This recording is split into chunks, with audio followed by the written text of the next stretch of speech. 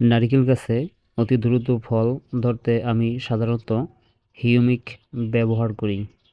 এটি শিকড়ের বৃদ্ধি বাড়ায়, মাটিকে ঝরঝরে করে, গাছের বৃদ্ধি বাড়ায় এবং দেখা যাচ্ছে যে অনেকের গাছ থেকে মুচি ঝরে যায়। তো এটি মুচি ঝরা রোধ করতেও সাহায্য করে।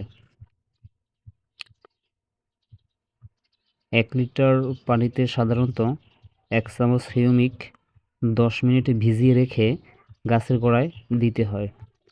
এটা সাধারণত 3 মাস পর পর ব্যবহার করলে উপকার পাওয়া যায়।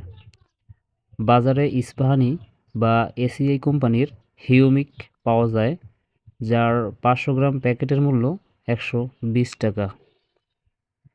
তো ভিডিওটি ভালো লাগলে অবশ্যই লাইক, কমেন্টস এবং সাবস্ক্রাইব করে আমাদের পাশে থাকুন। ধন্যবাদ।